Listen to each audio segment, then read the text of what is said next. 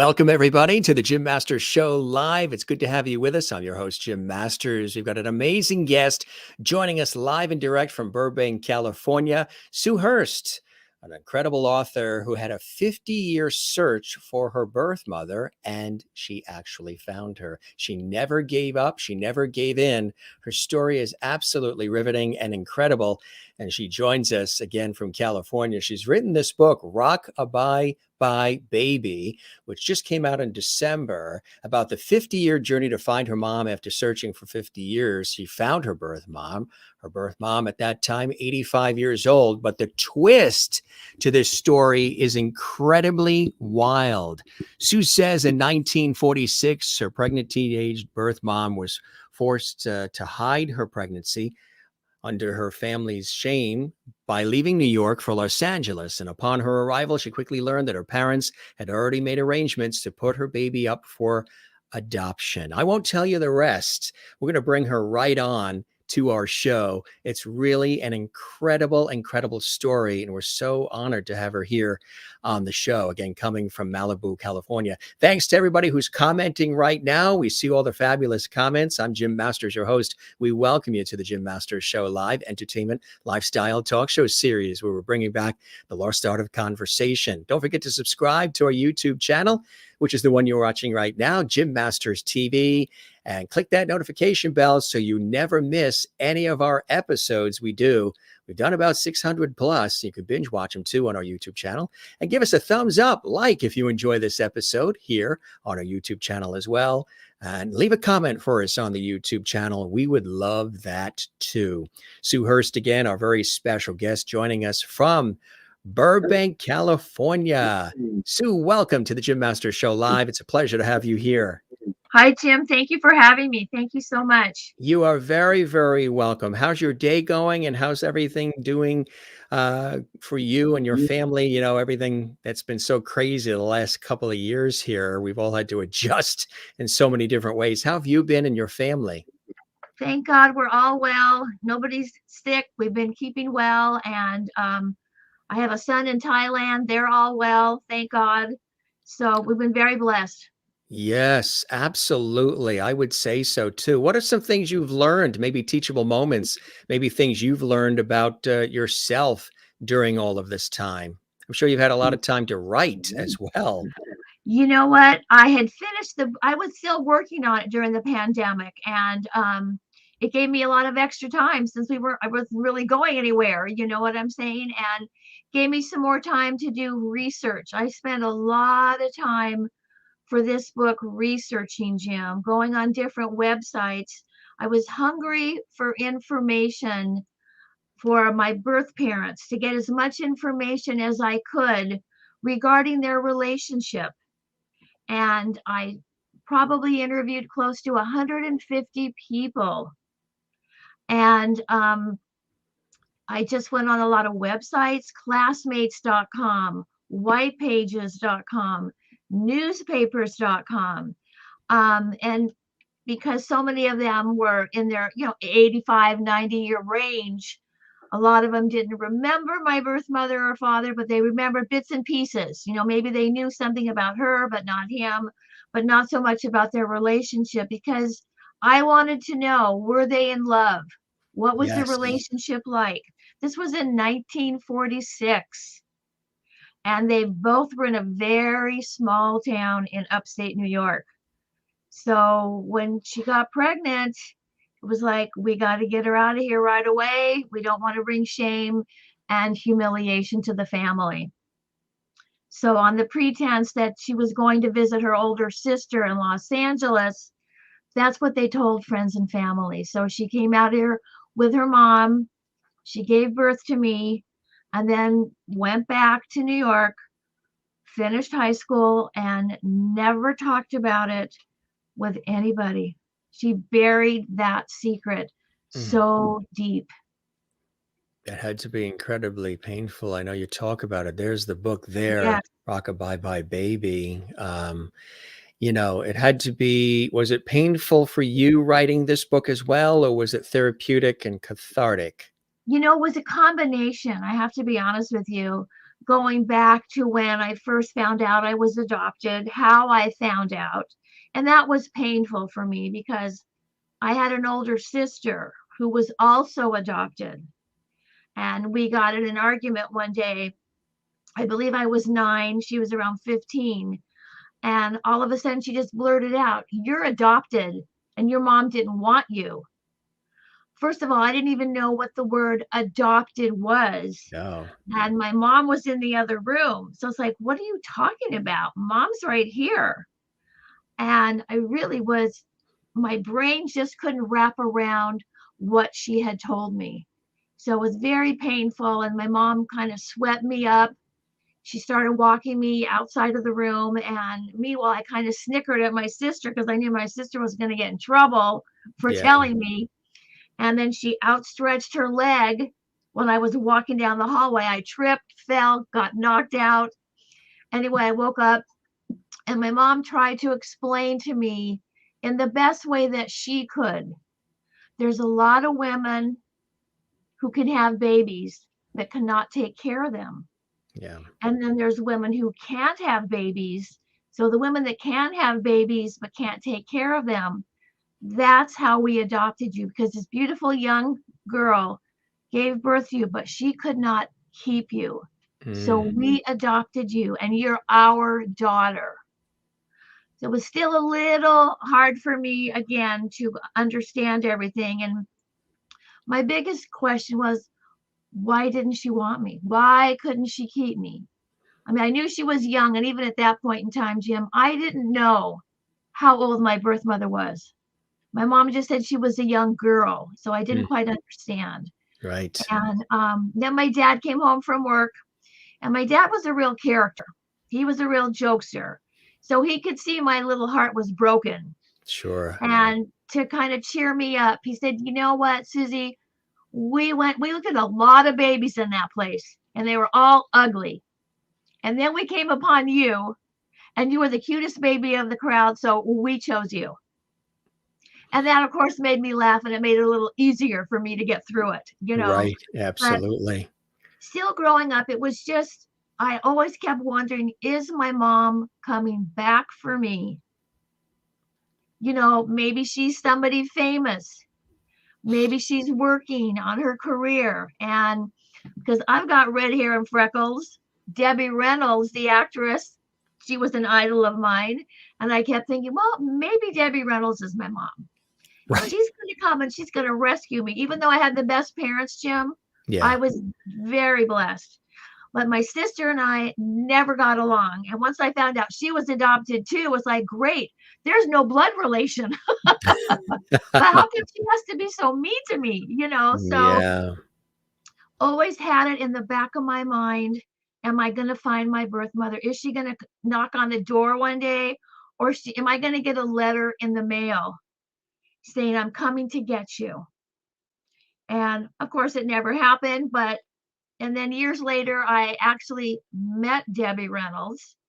My parents belonged to a synagogue here in Burbank, and they wound up building a new synagogue. And at the groundbreaking ceremony, who was there but Debbie Reynolds? She was Debbie Miss Reynolds. Burbank at the time. Miss Burbank. Yeah. So I got to meet, you know, my idol. And then, of course, I didn't say anything. Of course, I was too young. But, and then years later, I realized she was a little bit too young to be my birth mother. But I always kind of had that little vision there that my birth mother is Debbie Reynolds, and she's cool and she's cute and she's hip and happy. And that's who I want to be my mom, Hmm. you know. So I Yeah. always had that in the back of my mind. Yeah. So take us from there as you had that in the back of your mind. How were you able to? I mean, 50 years is a long time. And some Long time. people burn out, they give in, they give up, they just, or they're talked out of it. How did you Right. have the stamina and what was the process like? We don't want to give everything away because we want them to get the book, but a little bit of Right. maybe how did you have the fortitude, the resilience, and the stamina to keep digging and searching and hoping and praying that you would eventually meet your birth mother? When I turned 18, I went to the Superior Courthouse in Los Angeles because I felt, okay, I'm 18 now. I can go get my adoption records. So I went down there with a friend, and we waited at the window. The gal came out. What can I help you with? I said, I'm looking for my birth mother. And she came back to the window a few minutes later and said, I'm sorry, but we can't give you any information. Your records are sealed. Mm. And I wasn't really quite sure what all that meant at the What does that time. mean? Yeah. And I said, well, I'm 18. Do you want to see my driver's license? I'll prove how Yeah. old I am. Why can't I find, why can't I get this information? I'm considered an adult now. And she basically explained to me that the records are sealed. She would be the only one who could unseal the records. Mm. And so I left that courthouse so despondent and so discouraged, thinking, well, I don't really have much information about her. I really know nothing. All I had was a beaded bracelet on my wrist when my parents adopted me when I was 3 days old with the name M. Francis. So I thought, well, maybe my mom's name was Mary or Margaret Francis, or maybe my first name, she was going to name me Mary or Margaret. Basically, that's all I had. I had no other information. And so it was discouraging for me. I did go home, though. I joined the Alma Society. I joined a few other agencies like that, Jim. So if she was searching for me, then I could hopefully find her. But Mm. nothing came to be. Meanwhile, I got married that same year, started my family, worked full time, took care of my kids. And so she was always in the back of my mind. But in the 70s and 80s, we didn't have the internet. We didn't have DNA. We didn't have Ancestry and 23andMe. So I would join other agencies here and there. And then in the early, I want to say around 86, 87, I was suffering with a lot of migraine headaches. Mm. And my dad one day told me, you know what, Susie, you really need to find your birth mom. And I had not told my parents up until that point, Jim, that I had gone to the Superior Courthouse. I never wanted to hurt my parents' feelings. I never wanted to do that to them. Right. And I said, you know what, Daddy, I can't find her. Mm.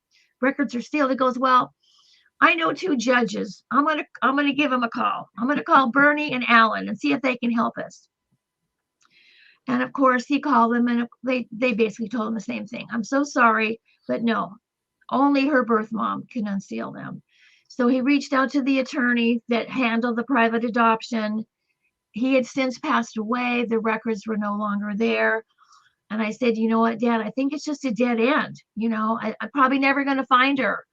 And my kids were also suffering from major migraines. And Mm. it's like, is this genetic? What's going on? And Right. that again was in the late 80s, early 90s. And I had a dear friend who was worked for the sheriff's department, and he could have access to a lot of websites. And he tried to help me, and he didn't get anywhere either, Jim. But he said, you know what? Why don't you write to the Department of Social Services in Sacramento, and they can give you some non-identifying information, which I wasn't sure what all that would include. So I did. I wrote to the Department of Social Services, and about 8 weeks later, I received a letter with just bits and pieces of information that my mom was 15 when she got pregnant, and that she had known my birth father for a while, but he did not know about my birth. She never told him. Oh, And she yeah. came out here, gave birth, and went back home. So I'm thinking to myself, God, my birth father didn't even know I ever existed. Mm. And again, I had no names, no cities where they were, born, raised, only his height, his weight, that he'd gone into the Marines after high school, and just never knew about me. So at least I had a little information, but New York's a big state. Yes, I it had is. nowhere to follow up. But I did actually go on the New York Times a couple of times and said, I'm trying to remember the ad back then. I'm looking for somebody with an initials M. Francis from 1947 who gave a baby up for adoption. I didn't get anywhere, but I placed the ad numerous times. And so I just, I kept putting it in the back of my mind, saying, okay, she's 80 years old now. She's getting older. Am I going to find her? And not until 2015 did I go to a genealogy seminar in Burbank. And one of the speakers was our local newscaster, Chris Schaubel from Channel 5 News. And he gave his story about finding his birth family. And Jim, it was a very emotional story. It really got to me. I could not believe what he went through and what he discovered. And it was I said to myself, okay, if he could find his birth mom, maybe it's possible. Maybe it's possible. Maybe now again. So I actually spoke with his private investigator who located his birth family. And I kept his card, but I thought, well, I'm going to hold off for a while. This is probably going to cost me, $40,000, $50,000. Maybe that's beyond my scope. I couldn't afford that. And so I waited a while. And then what I did is I did a 23andMe DNA test. And about 8 weeks later, I got the results, and it showed that I had a distant second to third cousin. Had no idea how we were related, if we were on my birth mother side, my birth father side. So I reached out to her, and she said, well, what is your GED match number? Which I didn't know what that was. Anyway, come to find out, I did some research, and I thought, you know what, I'm just going to reach out to birthparentfinder.com right here in the LA area and speak with the gentleman who owns the company. His name is Jay Rosenzweig. And he said, you know what, I think we can help you. He said, give me what information you have. So I gave him the results of the DNA test, the name bracelet, and I said, I'm researching the GED match number on 23andMe, but I don't know how to connect it. So I gave them my password to 23andMe. He said, I have a DNA expert who can look this up for you. And within 4 days, what took me 50 years, his DNA expert found my birth mother in 4 days. I was blown away. It's incredible, the advancements in technology and science, huh? It really is. At first, the one female investigator, she said, I think there's not going to be a problem. We don't need to unseal the records. We can do this. So that gave me a lot of hope. And then she called me the next day and said, well, my records only go back to 1950. And here I was born in 47. So it's like, okay. And meanwhile, on my amended birth certificate, it doesn't list a hospital. So it's like, was I possibly born at a home for unwed mothers? So I did my research, contacted every place in the LA area that was a home for unwed mothers in the 40s. And I found 2 places. One did not have the records. The other one was a charter school. And they said, actually, we have the records here in our basement. You are more than welcome to come and look through them. Well, I couldn't even believe what I was hearing. It was like, wait a minute, I can come down and look in your basement for these records? And my husband and I went down, and we went down to this musty basement, and it was in an old refrigerator, like a huge walk-in refrigerator. And these records, Jim, were probably from floor to ceiling, 40 feet deep. Not much was, labeled. And eventually I told my husband, you know what, my God, this is like finding a needle in a haystack. It's not going to happen. I was very grateful to them. I thank them for letting us come in here, and they're all confidential records, obviously. But so when I got home that day, of course I was disappointed. And my phone rang, and it was the private investigator, Diane. And she said, we found your mom.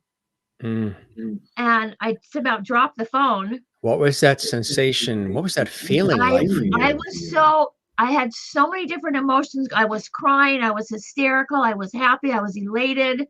Like, finally, you found her. And I said, "Is she alive?" And she said, "You know what, Sue? Give me another hour. I will call you back." And she called me back and she said, "Yes, she's alive. She's living in upstate New York." Back And so home she said, "Yeah, where everything started. where Wow. everything started." And she said, "Would you like me to reach out to her?" And I said, "Yes, please." Were you hesitant? Were you nervous at all Oh, about I her was reaction? scared to death, Yeah. nervous. And she said, "Do you want me to reach out or do you want to reach out? I have her phone number." Mm. And I said, "I don't know if I can make that phone call right now. I don't know that I can do it."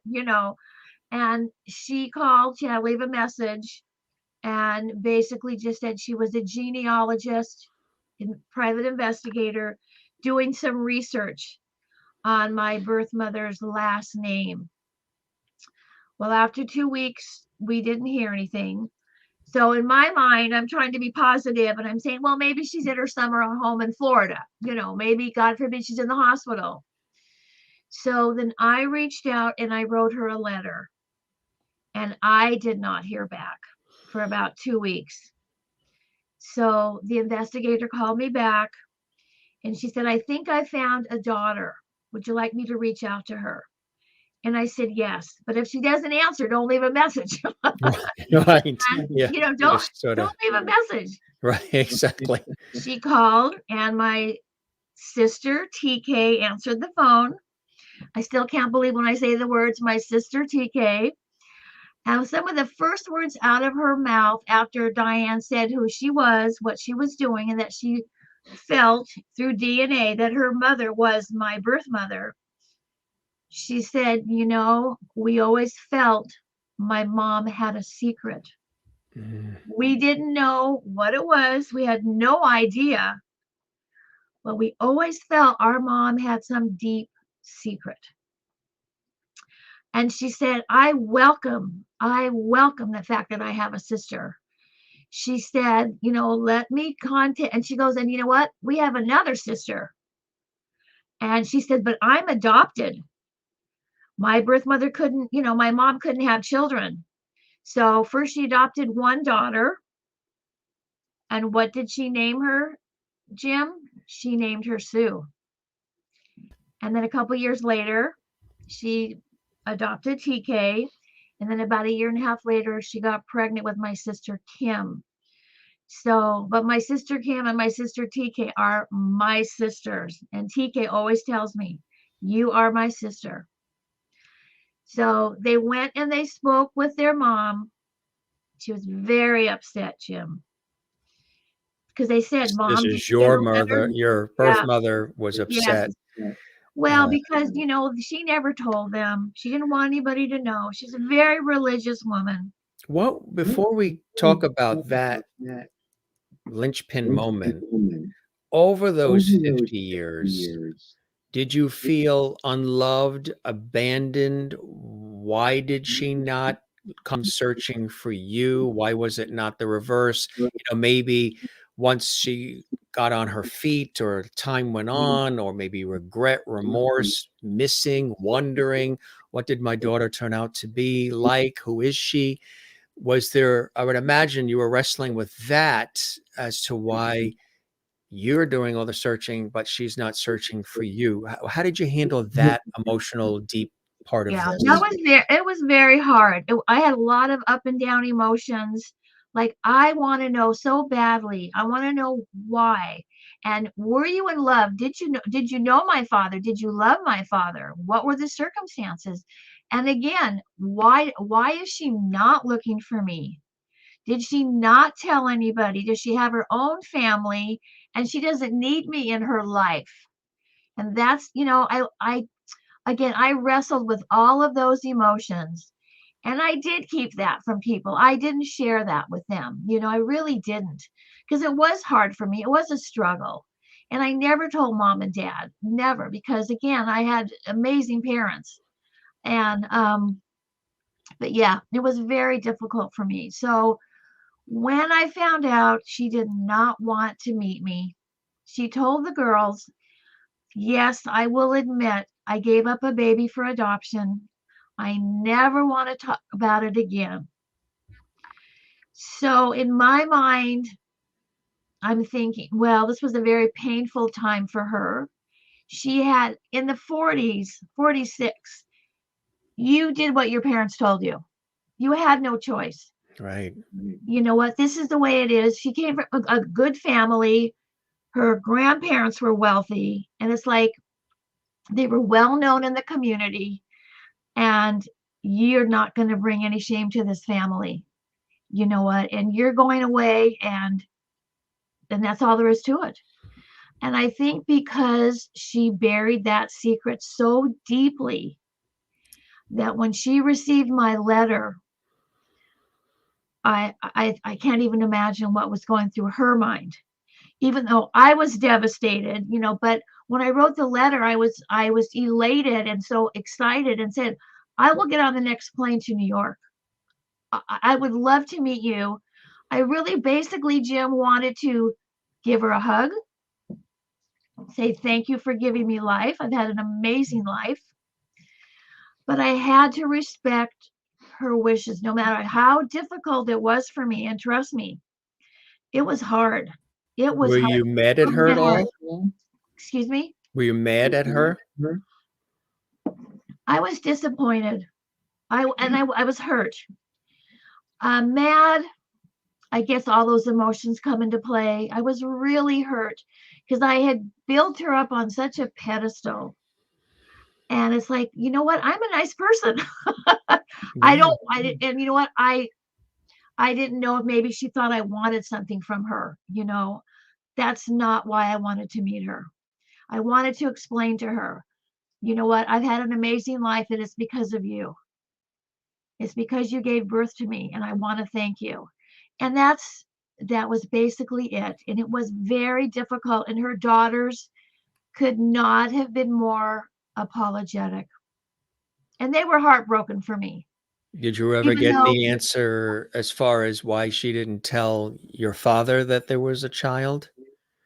she wouldn't talk, she would not mention anything about it. And I think my two sisters knew their mom well enough to not push her. So after that conversation, I said, now I'm going to search for my birth father.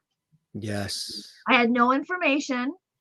So I wrote again to the Department of Social Services, thinking maybe by some odd chance they have some additional information that they're willing to share with me like 10, 15 years later. Yeah. And you know what? They did give me some more bits and pieces of information. I mean, obviously it was there all that time, but they did tell me about my birth father, not a name, but that his father worked for the government, how many siblings he had, the ages of the siblings, and that they had indeed known each other for 5 years. Mm. So I'm thinking, okay, they went to the same school or the same church. So a very dear friend of mine said, you know what? We're going to go on Ancestry or My Heritage, and we're going to start looking up census records for the 1940s from the town in which we know that she was from. And I don't mention the name in the book, Jim, because at the time I started this book, my birth mother was still alive. And I wanted to protect her. And I wanted to, her older daughter, Sue, who we both share the same name, my two sisters decided not to tell her because she always resented the fact that she was adopted. And they felt she wouldn't handle it well, knowing that their mom named her Sue. They didn't think she would Mm. she would Yeah. deal with it well, you know. Um, Is that sister, is that she's still with us? yes, she is. So Yes, she she is. probably knows now, right? Via the book or No, no, she does not know. I was just in New York actually last month. My younger sister Kim, her husband passed away, and my husband and I went back for the funeral last month. So no, they have not told her. And That's why I'm very careful in the book. I don't give last names. Yeah. And for my birth father's family also, I wanted to respect two of my brothers' privacy. And but anyway, after a very long, arduous search, we found my birth father. And in 1940 And I'm census glad that record, didn't take another 50 years, because then you'd it be 50 100. years, it took a while, but You'd be 100. yeah, back in the 40s, all the census records were handwritten. Yes. So some of the handwriting was not so easy to make out, Mm-mm. Made it but we more just difficult. Yeah. more difficult. But after process of elimination, if we would find a father and a mother, but only with two children, okay, well, that's not going to work because my birth father had a brother and three sisters, and we Mm. knew the ages. So we just started searching one name at a time, crossing it off, and hundreds of pages of census records with all these names. I mean, I really thought this is not going to happen. I'm not going to find him. And finally we did. And it was pretty miraculous. What was that experience like, having found the birth mother and now the birth father? And now my birth father, sadly though, Jim, he had passed in 2003. So he was already gone. Yeah. He was Was he already in upstate gone. New York as well? They lived in the same town Wow. until he passed away in 2003, and my birth mother passed in 2018. Very small town, and finally we found one of my birth father's grandchildren, and my daughter contacted her because they're about the same age, and she just said, "Are you, Pat's granddaughter?" And she said yes. And she goes, "Okay, this is going to be the craziest story you ever heard, but I believe my mom is your grandfather's daughter." And Wow. anyway, she said, "Give me a chance. Let me go talk to my dad." Yeah.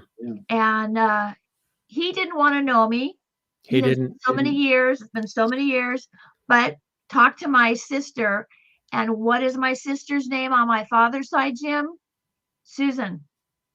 Same given name. Wow. So did he or did he not ever know about me? Mm-hmm. That's been an ongoing That's never question, been answered so far? never been answered. All the people that I have spoken to, nobody can say for certain. My sister Susan feels that they had a choice of either Susan or Sarah because those were both popular names at the time. But we both, even my other two sisters too, we all feel that he did know. And there's more interesting things in the book that will blow people's mind, really, about my story and Did things your that I have. mother, did your birth mother ever come around to the idea of you finding her? No, Jim, she never did. Mm. And she was in the beginning stages of dementia. She was on kidney dialysis, and her health started failing in early part of 2018. And I debated about going out to see her. And it was a very tough decision for me, Jim, Mm. because I didn't want to upset her. Even though I had a lot of questions that were unanswered, that were very important for me to uncover, I thought, you know what? She's not doing well health-wise. I can't do this to her. I don't want to, I thought I don't want to be selfish. Yes, I want to find out. There's nobody else to give me these answers. She's the only one that can tell me. But I toyed with it and I did not go back and see her. Mm. And I was also concerned about seeing her older daughter Sue because she didn't know about me and I didn't want her to find out that way. And so it was hard. It was very tough, but in the long run, Jim, I have found an amazing family on both sides. I could not have handpicked three better sisters and a better brother, nieces and nephews that we all love and adore each other. They've all come out to Burbank to visit us. Mm. And my husband and I have been back several times. My daughter and I have been back there. And I'm glad I persevered. And I'm glad that I continued my search. If Mary didn't have any children, I never, I probably would have stopped at that point and not continued. But I needed more information, and I had to find out about my birth father. And again, it took months and months to get to go through all those records. But they all welcomed me with open arms. And the first time I went back to New York with my daughter, they rolled out the red carpet for me. Mm. I mean, it was unbelievable, just unbelievable. They couldn't have been more loving, kind, generous, thoughtful. I mean, they're just great people. They're just great people. When you look at it with finding the birth mother and then finding the details of the birth father, do you feel satisfied, fulfilled, content, like all of these years put in, 50 years of your life looking for your birth mother, and then taking it to the next step, looking for your birth father, finding the birth mother, meeting the birth mother, and then searching for the birth father, even though it might not have been, a Brady Bunch sort of resolution.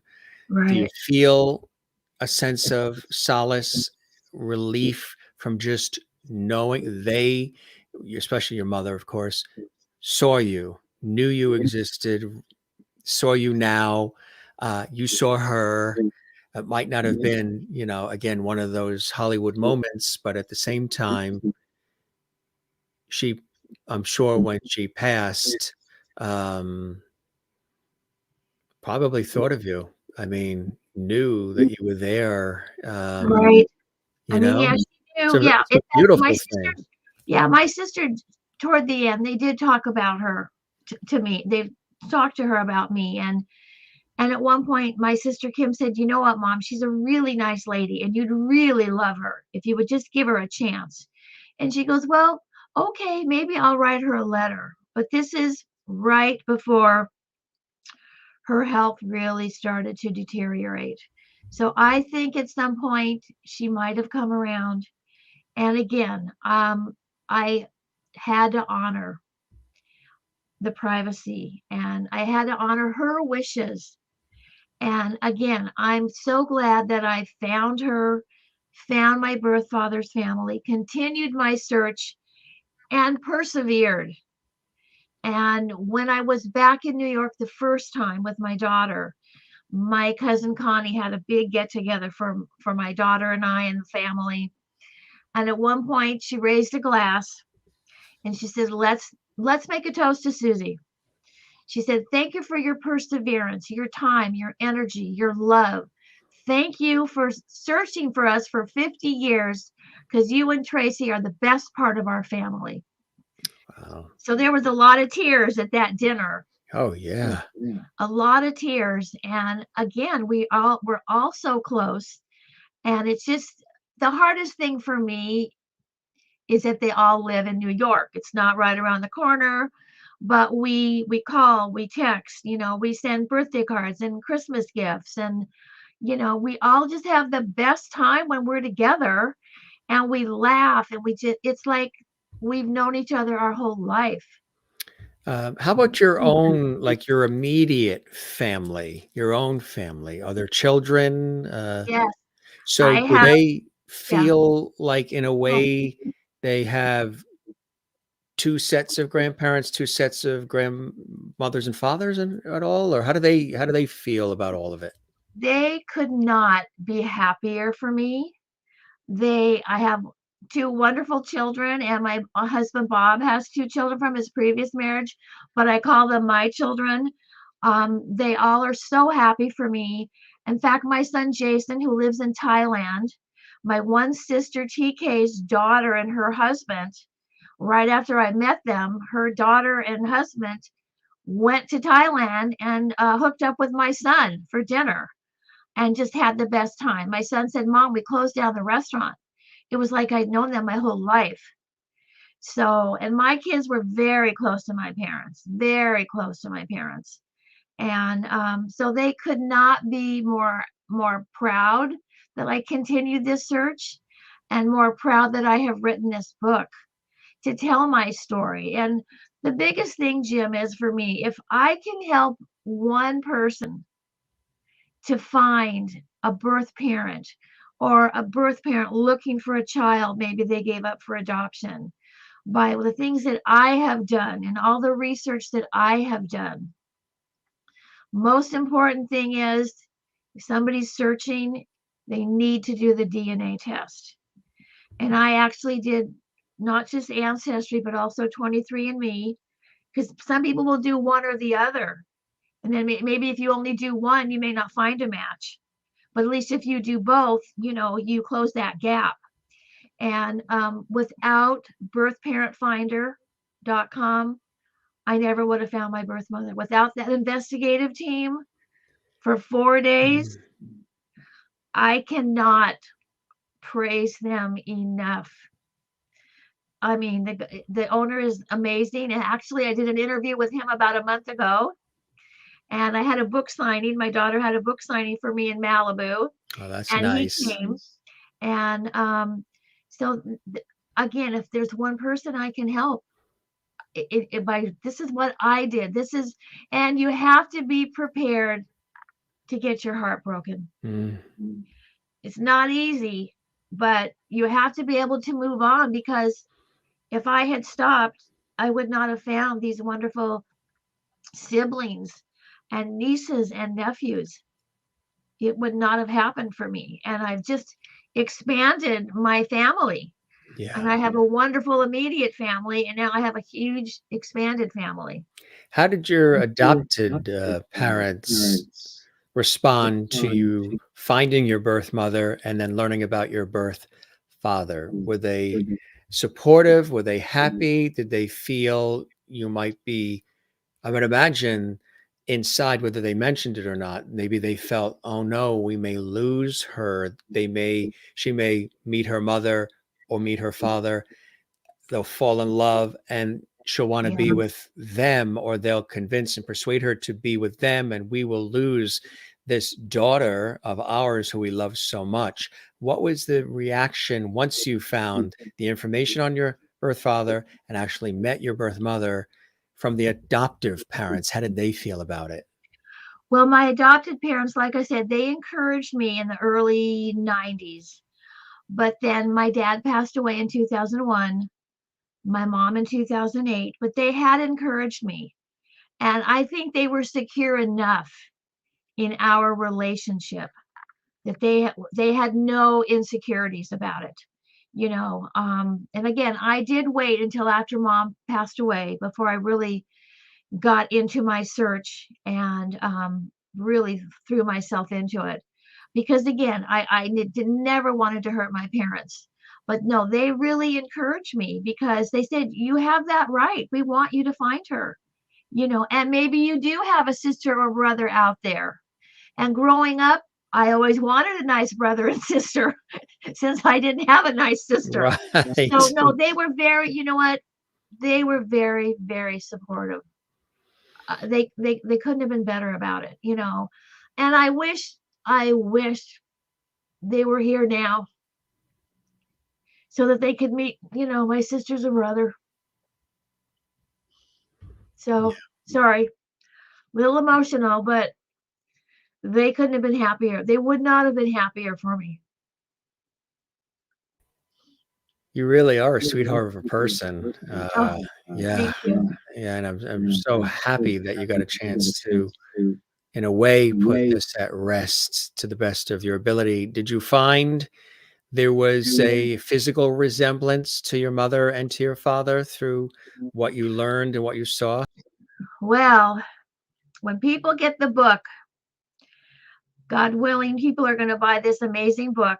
When they see the picture of my birth father and my son, they look like twins. It's amazing. It's incredible. And I feel that I have a picture in the book of my birth father when he was in his military uniform, my son at approximately the same age of 18 or 19, and me when I graduated from high school. All those pictures are on the same book. I've incorporated a lot of photos, and people will be amazed. When I first sent the pictures to my nieces and my sisters, my one niece said, "Oh my God, they're twins. Yeah. They are twins." And I feel that my son and my birth father look more alike than my birth father's three sons. Isn't that amazing? Seriously, it's like skipped a generation. It skipped a generation, yeah. And my son could not believe the resemblance. Could not believe. I mean, my birth dad was a good-looking guy, let me tell you. And my birth mother was a beautiful woman too. I mean, I've got pictures of them. There was a photo that was found, Jim, that nobody knew existed. My sister on my birth father's side, because when we first contacted each other, she said, "Let me see if I can find some pictures of my dad." And her husband went down into the basement and he was looking, he didn't think he was going to find anything. He found a picture of my birth father and birth mother in around 1946 outside of their high school with each other. I mean, you can tell they were a couple. They didn't even know they had that picture. Mm. It's the only picture that I have of my birth father and birth mother together. Mm. And she said, "Oh my God, if this tells you anything," my sister sent it to me for Christmas of 2016. She didn't even tell me she had it. What a Christmas She gift. sent it to me as a Christmas gift. And she said, "If you ever had any doubt that they were an item, that they knew each other." And the only signature in my father's yearbook was from my birth mother. And my birth father, Jim, was a real jock in high school. He played every sport you can imagine. I would have thought he'd have all these young gals signing his yearbook. Not one, only Love Mary. Mm. So what is, so Yeah. I really feel they loved each other. And I feel from hearing certain things that my birth father carried a torch for my birth mother. People have to read it in the book. He always carried a torch for her. He was married to somebody else. My birth mother was married to somebody else. But he truly kept a torch for my birth mother. And again, don't want to spill too many of the beans, don't want to give you too much information, but what I have learned, he really never stopped loving her. And so I think it was a real love story. And he never stopped caring about her. And he wanted to be with her. And after interviewing 150 people, one gentleman told me that when he did come back from the Marines, he did ask her to marry him. And she turned him down. Now, was that her parents saying, "No, this guy got you pregnant"? Absolutely not. What's wrong? Again, nobody's here to tell me that story. But and just other things that I have heard and things that he has done that I found out later confirmed to me. And he wasn't in the best marriage. He was not in a good marriage. They were married 25 years, had 4 children. But I really believe he was a tortured soul. And that's hard to have to say that he just never gave up on her and just always carried that torch. And so that makes me sad. You know what? That makes me sad. Is there, as a result of learning all of this about both individuals, Do you feel closer to one more than the other? My biggest regret is that I never met my birth father. I really feel we could have enriched each other's lives. I truly do. And yes, I think I wish, of course, that things would have been different with my birth mother.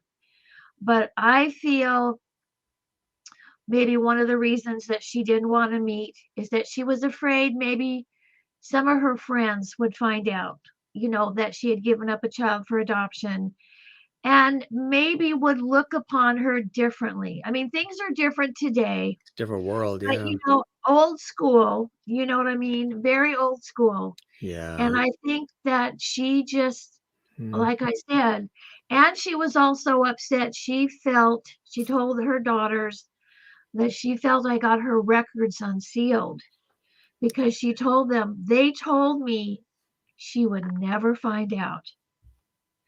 So at one point, I did Mm. write her a letter and I said, I want you to know I was not able to get the records unsealed. You need to know that. I said, I found you through DNA and a private investigator. I said, I've been loving you and searching for you my whole life. But I said, no, I was not able to unseal your records. Only you could do that. I want to put your mind at ease because I knew she was upset and I knew she was hurting. And I just tried my best.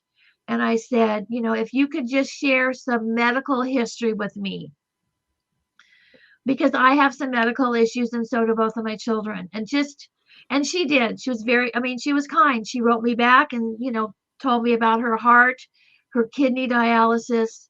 So and she sent me a picture of her when she was younger. I sent her a picture with my beaded bracelet so she would know this is the beaded bracelet that was on my wrist when I was adopted. I am your Mm. daughter, you know. And Hmm. I Did you think say it was, beaded bracelets? How yes, uncanny. How similar to that. uncanny. Absolutely, absolutely. Yeah. I've got a picture of it in the book. And I wanted to make the book a little more personal, Jim. That's why I incorporated a lot of pictures. And I wanted to show my birth family and I wanted to show my kids. You know what I mean? That was important to me. And so basically the book starts when I'm 9 years old, when my sister blurts out those words, you're adopted and your mom didn't want you. So that's where it starts and continues from there. But no, I really think if circumstances would have been different with my birth mother, and if I would have found her sooner, maybe my sisters both feel that because of the beginnings of dementia and not in good health, maybe she would have come around. Maybe she would have given them more of a chance to convince her. But I know she was a good person because I've got two amazing sisters on that side. So she did an amazing job raising them. They couldn't have been sweeter, more loving, kind, generous. Do you know what your parents did for a living? Your birth parents? My birth father actually, when he came back from the Marines, his father was the U.S. postmaster. So he worked in the post office for years. And then he worked at a local winery for 25 years. Mm. And my birth mother was a stay-at-home mom. Her husband owned the largest lumber company in the country, Wow. and he did very well. They had They a did. very good, very cushioned life. They Yeah. did very well. And my grandparents owned vineyards. So my grandparents owned vineyards. My birth father worked for a winery. So no wonder I like wine. I was just about to say, what is your favorite flavor? It's in the gene. I guess it's in the genes, right? I mean, Yes. and they live up in the Finger Lakes area of New York, which Beautiful area. is a beautiful area. And the first time I went back, I have to say, I felt at home. I've never really been in a rural atmosphere before because I'm in a big city in Yeah. Burbank. You're in, greater And LA. going back there and seeing the countryside and all the beautiful lakes It's beautiful. And my one sister has a gorgeous view of the lake. And I'll tell you, the day before we had to leave, I told my husband, I don't want to leave. I don't want to come home. Did He you said, "What, you want to move feel back there now?" well, I was gonna say, did you feel a sense of connection, grounding, or home, not home, but just this sense of your roots and grounding by being there in the upstate New York area? 100%. 100%. I mean, everything about it. I mean, I've always liked, rural atmospheres and looking at pictures from, Pennsylvania, different areas, the barns and the architecture and the homes from the 1800s. And I mean, they just live in a beautiful part of the country. And they're small towns. They're very small towns. And I'm in a very large town, but I felt I there was a connection. I It's hard to explain, but I Yeah, wanted to yeah. stay. I Sense of really roots and yeah. I have Yeah, absolutely. Something I about the do. northeastern part of the United States or the East Coast, Yes. where everything really began. So you have a lot of the Americana, and then you also have traces of Indian culture, and then of course you have European, a lot of English and Irish and other areas, but especially a lot of the British feel, especially in New England and New Yes. York and the northeastern area. A lot of the towns are named, they're sister cities to cities in Britain and other areas, or Indian names. And just when you see like the white steeple churches and just Oh, it oh gives my you, God, beautiful. yeah, In especially in fact, fall foliage. You got to oh, come back well, east in the fall. the fall, that's what I'm hoping for this next year. But also one more thing. I've always loved the English and Irish landscape. And come to find out, my birth father's ancestries are from Ireland, and my birth mother's family is from England. Well, looking at you, if you were not Irish with that fair skin, those eyes, and that hair, I would Yes, say. that's right. Yeah, So absolutely. People always told me you have to be part you Irish. have to You, be. with the freckles and the light skin Oh, and the red hair, you got to be part Irish. And come to find out, yes. what So did I'm you think hoping. you were before finding that information out? Did you have any idea what your true nationalities were?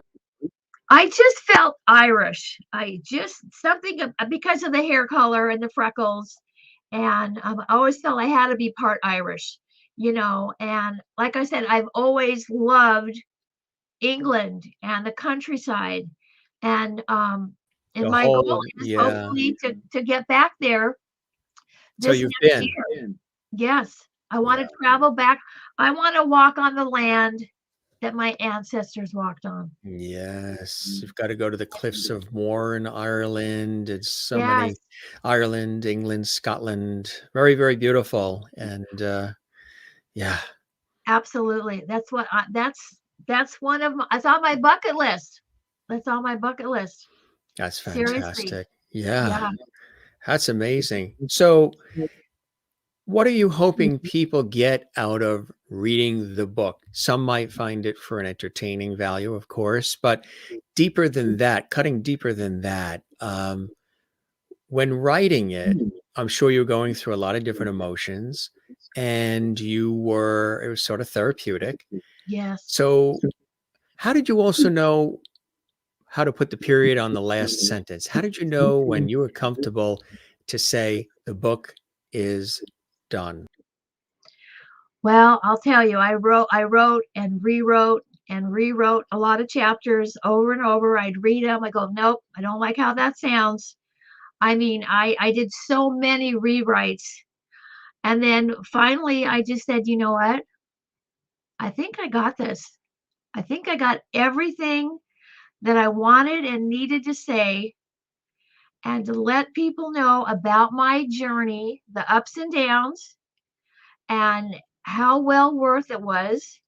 And please enjoy my book. And my gosh, if you have any desire at all, You need to get out there and you need to search. You need to do this search. Nowadays, DNA with 23andMe and Ancestry, a lot of times they're offering sales half off. Yes. It's not that expensive. And you know what? You might have family out there that you have no idea, and you might have an amazing experience like I did. Mm. I mean, I had truly, it still sometimes doesn't seem possible. Pinch yourself to say, am I I in a know. dream sequence or just this really happened, right? 100%. I just sometimes, because there were times I got discouraged. Of course I did. And there were sometimes I felt like this is never going to happen for me. I mean, she's getting older. Is she still alive? My biggest fear was my birth mother would no longer be alive. I mean, I knew she was young when she had me, but I didn't know about any health issues. I knew nothing. Right. And so I did get discouraged. And there were times I said, okay, put it aside. This isn't going to happen. And then I would come back to it, thank God. Yeah. And again, I persevered and just kept plugging along. And some doors started opening for me, and a lot got closed. I talked to an adoption attorney at one point, and to say, can you help me? Why can't I get these records unsealed? Especially after she passed away. I said, okay, she's gone now. My birth family knows about me on both sides. Why? I wanted to know, was my birth father's name on the birth certificate? And where was I born? For some reason, that was important to me. I just Sure. needed to know. And he just said, you know what? That's protocol. And we can, even though they're both gone, we cannot unseal your records. Yeah. So I'm happy. I'm content. I'm thrilled. All of those emotions. It's been one of the best things I've ever done. Best thing besides my immediate family. Best thing I've ever done in my life. Now, do you have people knocking on your door or calling and saying, gee, can you help me find my birth mother, my birth father? Now that Well, if you've yeah. spent 50 years of your life doing Right. this, you're good. Well, actually, I have a dear friend, and I talked to her a couple of weeks ago about let's getting together. I have a copy of my book for you because she helped me to get. I had a ghostwriter who helped me with my book, and I said I want to give you a copy, and she said, "Oh my God, I can't believe you're calling me at this point." She said, "My grandson is adopted. He's 26, and he's obsessed with finding his birth mother." I said, well, let's get together for lunch. Bring him with you. I will tell him, what I have done. I said, but most importantly, he needs to do a DNA test. That's the first thing he needs to do with both Ancestry and 23andMe. And I will give him any help, any advice. I will give him the name of my private investigator. Whatever he needs, I'm here. He can call me anytime. I'm happy to share what I did and what I found. And we're supposed to get together for lunch next week. That's beautiful, huh? Yeah, absolutely. Again, if that's the one person I help, but I'm hoping to help a lot more people. Now, if folks want to get this incredible book, and there's a lot in this book, there's a lot of twists and turns, everybody. There's incredible moments. We really only scratched the surface on this episode of the Jim Masters Show Live. There's so much more that's riveting, heartwarming in the book. If folks want to get this fantastic book, what is the best way to do that, Sue? Right now, the best way, because Amazon's been selling out and Barnes and Noble, and it's about a 30-day wait to get the book. The best way is to go to the publisher directly, which is Book Baby. So if they go on store, store.bookbaby.com, they will get the book within a week's time. And I'm thrilled that it's selling out at Amazon and Barnes and Noble. And the e-version, though, they can get that at any time, because they can just download it on their Kindle. But the paperback, and because of the post-holiday rush, They've been Yes. having a hard time, And the keeping supply in stock. chain delays and yeah. Absolutely, and unfortunately too, because of COVID, and Yes. so many people out of work at their warehouses, you Yes. know, but through store.bookbaby.com, they can get it within a week, and that's the best avenue to get the book. Now, you mentioned that it's been selling out and there's back orders and all the rest. Why do Yes. you think that is? Do you think you struck a chord with people? You know what? I think so, and also I've been doing some other advertising with Book Baby, and I've done several podcasts and interviews, and all of my friends and family, thank goodness, are letting people be aware of it. And I think that, and I'm thrilled. I mean, when I wrote this book, I didn't know what to expect. I had no idea, so I'm beyond thrilled. And I hope it continues. And I'm hoping I'm going to continue doing some more promotions and letting more people be aware of my story. And whoever I can help, like I said, that's my goal, to let people know it's possible. Don't give up. That's what I was going to say. What would be one thing that you would like to leave our audience with, whether they are the ones watching around the world live right now or somebody who's watching this in the replay in the archives on our YouTube channel, Jim Masters TV, and they have been searching and searching, maybe not even 50 years like you did for their birth mother or their birth Right. father or another family member or a friend. What would you say to them to encourage them? Yeah, just don't give up. Have your heart has to be open.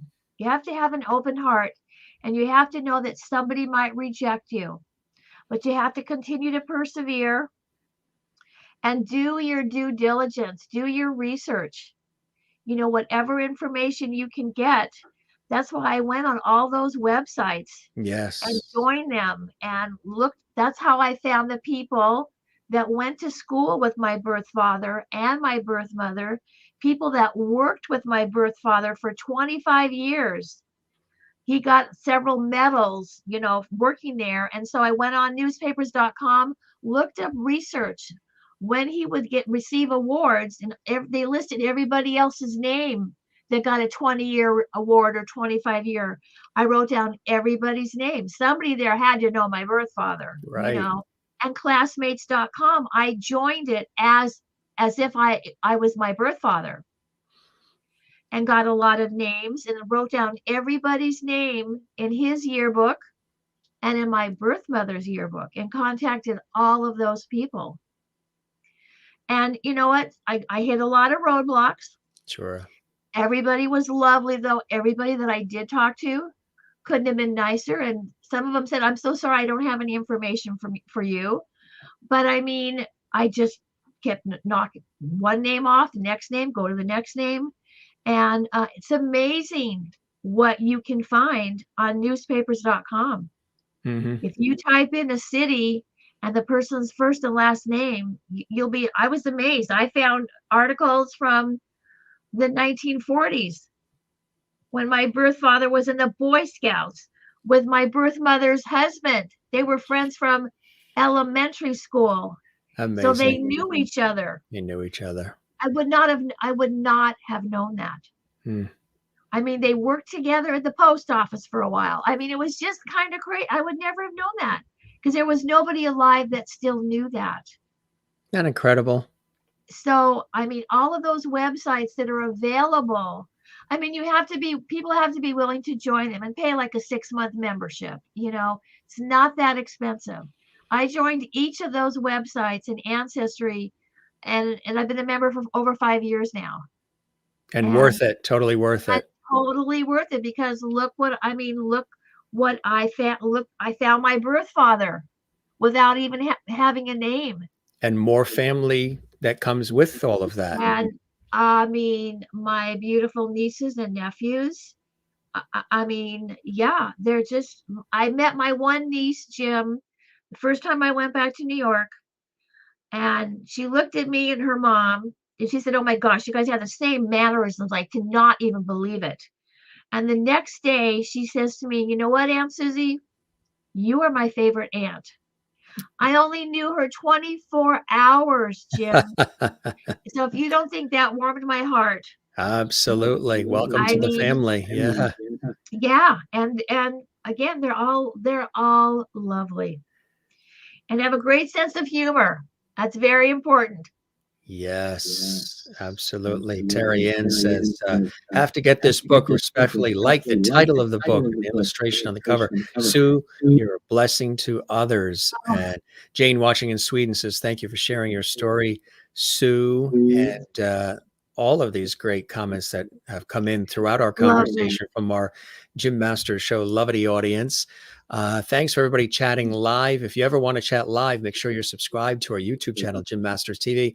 And we would love it if you subscribe to a YouTube channel, Jim Masters TV anyway, so you never miss any of our fabulous episodes, and click that notification bell so you never miss anything as well. And you can always comment on our YouTube channel at any time, not even when we're live. You can do it afterwards too.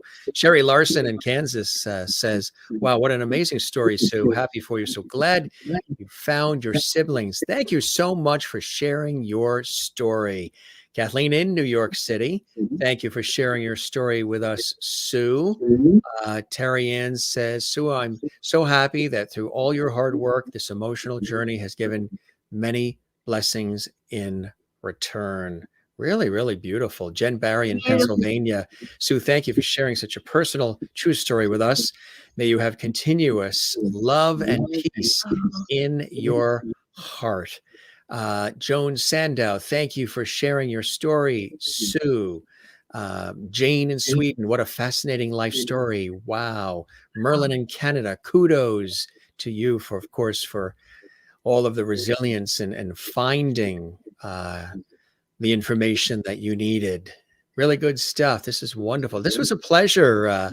You have the book in front of you right there, right? Did you want to yes, show I it? do. Rock a bye bye baby. Tell us about the cover. It is fantastic. Well, the reason I did the cover, I wanted to show a nurse from the 1940s leaving the hospital with me in that baby carriage. And I look distressed because I'm wondering, why is this nurse taking me away from my mom?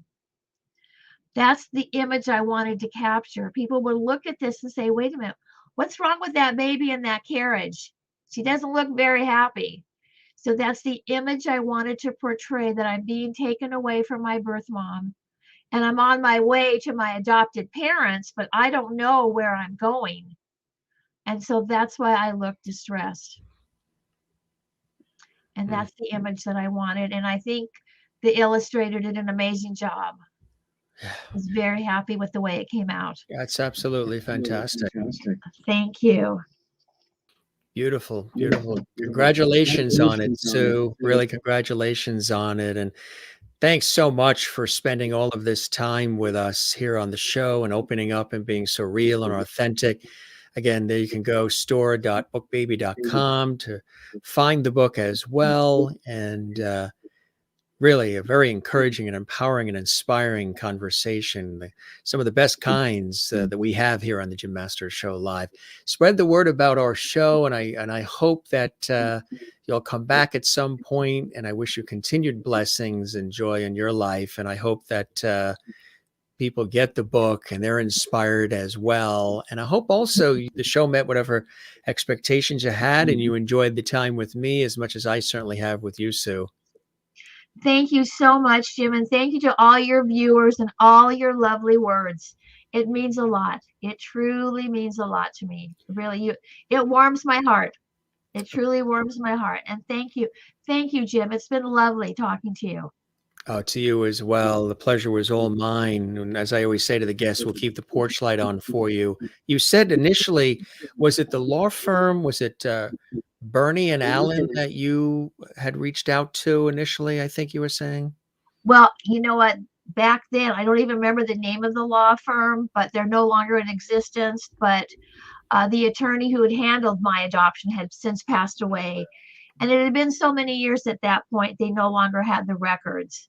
Yeah, But if somebody needs a great investigation company, Birth Parent Finder, it's a good one you too. know, they're top in their field. They're number one across the nation. When you had And said, that, who helped me. That's fantastic. When you had said Bernie and Alan earlier, it made me think of somebody who's been watching along this evening from Burns and Allen, George Oh Burns. my God. Hey, George. How are you, George? That's the Burns and Allen. Oh my George God. Burns, Yeah. Gracie Allen. He's there. I remember watching them on TV. That's it. He made it to 100. Oh my God. Good job. You're looking So, pretty good for 100. so for almost half his life, you were searching. Is that not amazing? That is amazing. Absolutely. We Oh bring him my out towards gosh. the end. It puts a surprise smile on our guests' faces, which we Absolutely. absolutely love. That actually is a collectible from my sister, not my sister, my mother's sister. Talk about a big Oh, family. My mother's the youngest of 16. oh my God. God love And her. Wow. yes, she's the youngest of the 16. And her sister My Lillian, goodness. that was hers. She collected dolls, and that got passed down to me by my cousin Barbara. So we had Oh, it, in a box, yes. certified, wrapped, because it was a special collector item when he came out when he was 100. And I sort of slipped him in a year and a half ago into our show. And now Oh he's my sort of part of the show. So, Amazing. so that's the Burns. That's the birds. Good old George. That's it. You be well, okay? And you take care, Thank Sue. It you, was Jim. You too. Stay well. And thank you again. It's been a pleasure. a Thank you for having me. absolutely. You take care, and good times in Burbank. If I'm All out on right. if I'm out on a TV shoot in that area, I was just there 2 years ago before Oh COVID on my a shoot. gosh. I will ring you up and we'll get coffee. Sounds good. Thank you again. And Thank I'm you so Irish on much. my father's mother's side, All right. so we can compare notes. Good part. Take Thanks care now. again. Okay, you too. You be Okay. well. Sue Hurst, author of Rock a Bye Bye Baby. What an incredible story, right? She came to us live from Burbank, California. And again, if you would like to get the book, go right here. Store.bookbaby.com is where you can get it. Very inspiring. Even if you're not in a search yourself, maybe you know somebody that is. I think it's just great reading. We thank Sue for joining us. Again, a 50-year search for her birth mother, and it paid off. She actually got a chance to meet her, which is absolutely incredible and amazing. A 50-year search, and also learned about her birth father. That's tenacity. She didn't give in and she didn't give up. There again is a close-up of the book she talked about as well. And there is Sue with the book. Really appreciated her time with us. So she's got roots in Europe, roots on the East Coast, and roots on the West Coast. Really, really amazing. We thank Sue for joining us here on the show. And we thank all of you as well. Don't forget to subscribe to the YouTube channel if you love this episode and any of the some 600 episodes we've done. Make sure when you subscribe, there's no cost when you subscribe, There's no cost for that. You just click that red button. It lets us know you're enjoying our shows and all the work that goes into them. We thank Sue for joining us. We thank you for joining us as well. And don't forget to give us a like, a little thumbs up like there on our YouTube channel, and leave a comment for us as well if you enjoyed this episode. One more time, thank you to Sue Hurst for joining us as well. Thank you to all of you for the fantastic interactivity, the comments throughout the entire show from all of our lovelies watching around the world. Her story is incredible. Really enjoyed this. Thank you, Jim. The pleasure all mine. Sherry Larson watching in Kansas, USA. Jen Barry watching in Pennsylvania. Thanks, Jim, Sue, for tonight's show. The pleasure all mine and Sue's as well. And Jane in Sweden, thank you for sharing your story, Sue. And again, thanks for all the interactivity. We're a very interactive show live here on the Jim Masters Show live. And we appreciate all of you who are commenting live, participating. And feel free, if you haven't had a chance to comment live, you still want to leave a comment on our YouTube channel. We would absolutely love that. We appreciate all of you. We'll see you on the next one. We'll be back tomorrow night. John LaBarbera, the extraordinary guitar virtuoso and composer extraordinaire. He's going to be with us for lots of live music and an incredible night of chat and music. This will be his second. This is his return visit to the Jim Masters Show Live Entertainment Lifestyle Talk Show series. And man, are we happy about that. He's all excited. And there's a lot of surprises tomorrow. We're going to tell you about some incredible people he's had an opportunity to work with. Really fantastic. Great show. What a story. Thank you, Jim, from Kathleen Walker in New York City. Thank you, Kathleen. Christine Clifton in North Carolina. Thanks, Jim, for this inspirational show. And thanks, Sue, for being so open and sharing her story with us. Jim, by the way, today, January 20th, is George Burns' birthday today. That's right. He would have been 126. Could you imagine that? 126. Good old George Burns. Happy birthday to our friend George Burns from all the Lovities and all of us here at the Jim Masters Show Live. Looking good for 126, my friend. I hope I look that good at 126.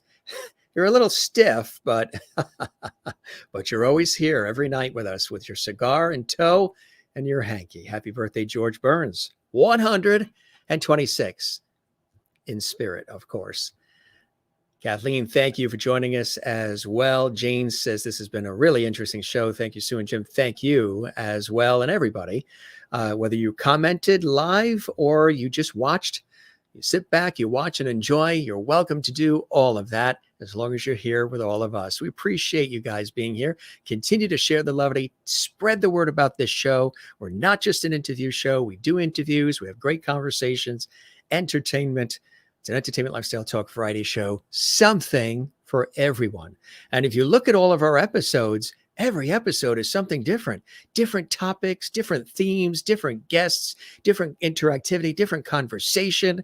And that's what makes this experience unique, special, and so cool with all of you. Again, it's not just a chit chat show. We do it all here, always looking for ways to entertain, inspire, inform, educate, just have a really good time with all of you, and we certainly do. Thanks, gang. We love it. We absolutely love it. You be well, okay? Thanks for being with us on your favorite place to be. I know a lot of you write to me privately on Instagram, Twitter, on Facebook, and emails, and you tell me how much the show means to you and how you look forward to it and all the levity, and you're chatting with each other. I think that's very cool. Very cool. So from me and the gang at the Jim Masters Show Live, we thank you and you and you and you for all of your levity and your expression of levity for the Jim Masters Show Live. We'll catch you on the next one, gang, okay? Be well, be good to one another. We'll see you again soon. This is Jim Masters thanking you for your time this time. Till next time, we'll be here waiting for you. Hope to see you again on the Jim Masters Show Live. Take care, be well, and cheers.